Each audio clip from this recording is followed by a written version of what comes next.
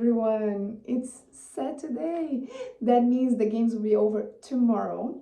And I'm sad about that, but at the same time, I'm still excited to talk about the games. I'm still excited to talk to you. And I'm still excited to see the very end. We still have a full day tomorrow, no? To enjoy yourselves.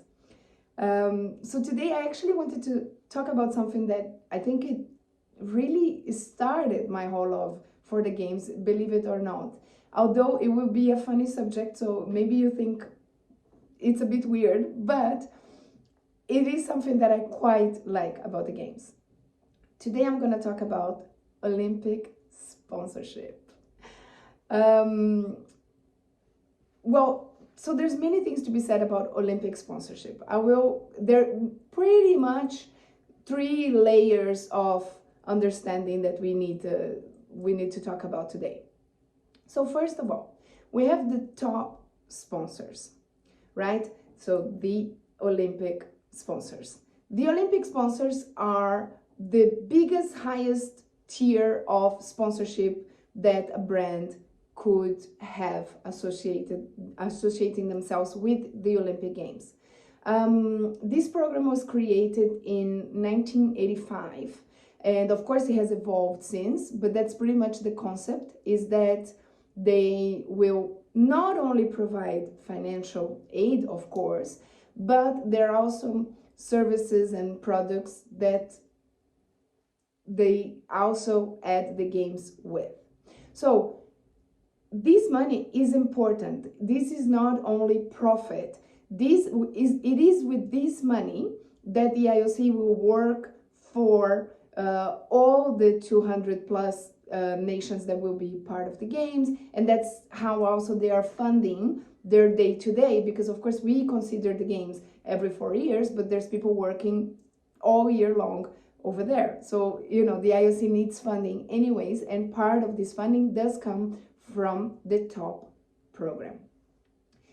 The top program, it's easy to recognize because, of course, I spoke in a past video about clean venues. So different than, for example, football, we don't see really huge signs of a brand in a venue. When we're watching TV, we have exactly what I spoke, the clean venue. So we've seen the skate park with the Olympic rings, and that's pretty much it.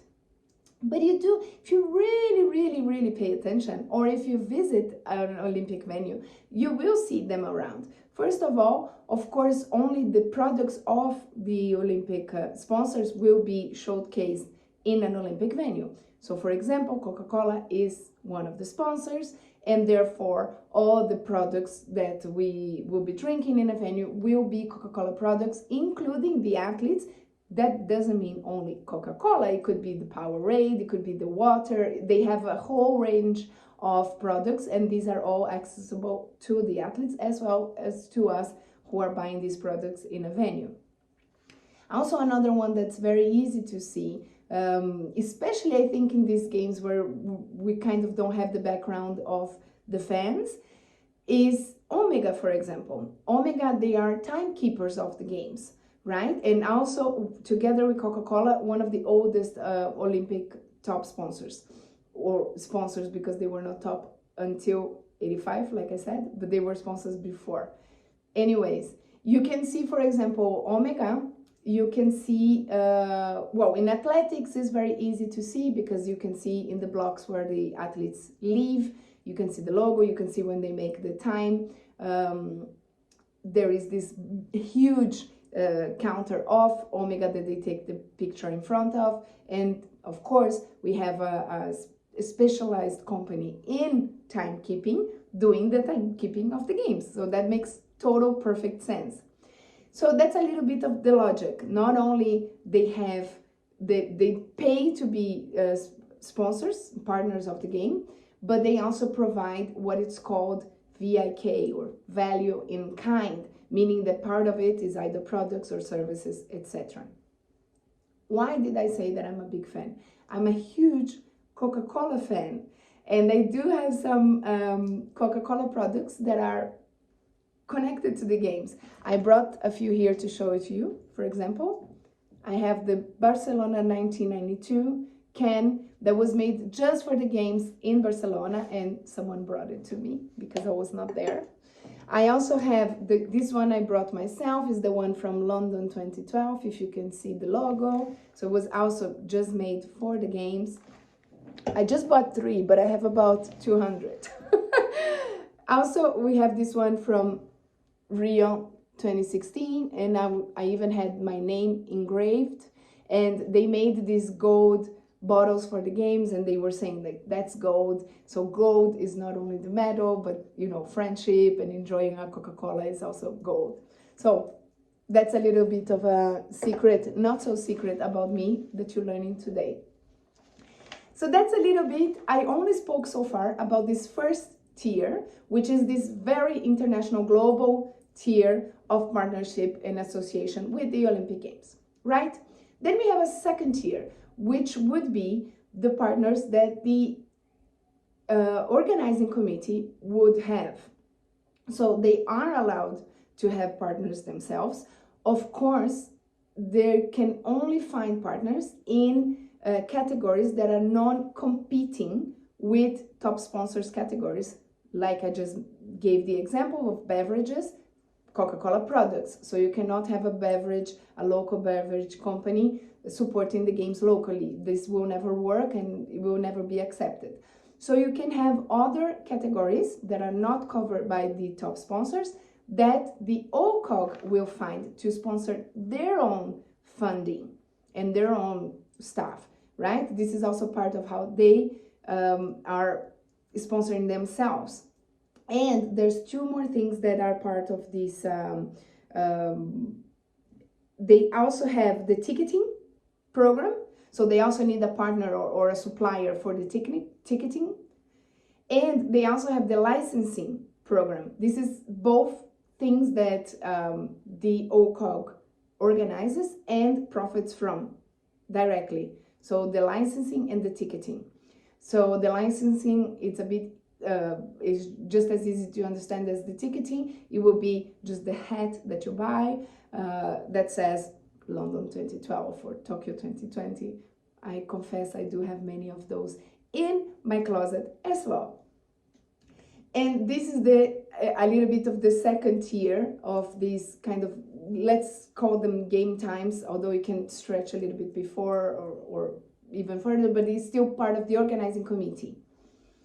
And then the last tier will be the National Olympic Committee sponsor, the NOC sponsor. So one country, they are not obliged as their own national committee to have, they're not part actually of this sponsorship. So they will get some money from the IOC. This money will have come from this partially from this top program. That's one thing.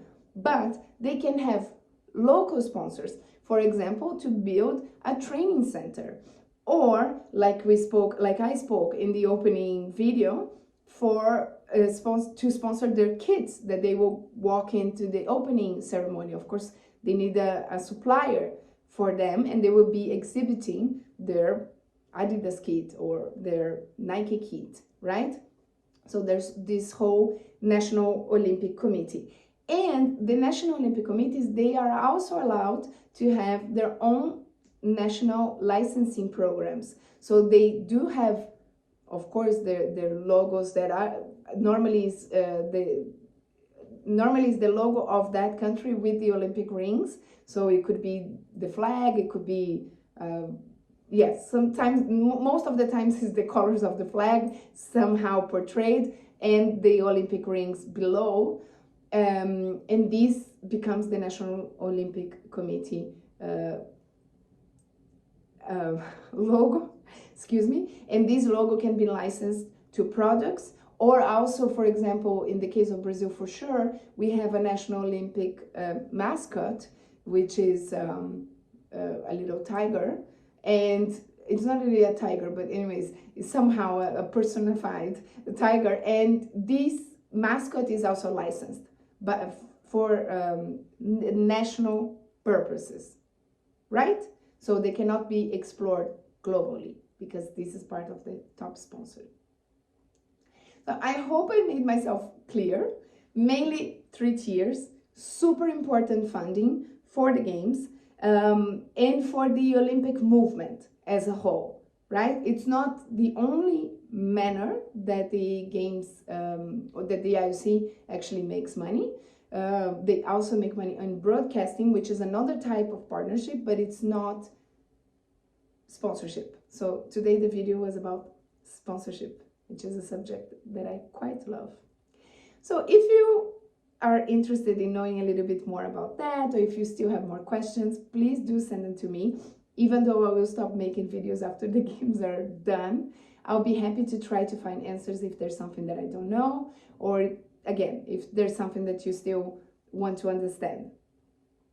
I will do a video tomorrow. I'm not sure yet if I want to tape it before or if I will do again my reactions in the closing. I'm afraid that I will cry again, just as much as I cried in the opening, but I will still do a last video tomorrow. And already I want to thank you if you watched my videos, if you enjoyed this time. I certainly did. So I really appreciate you being here with me, although very far away. Thank you.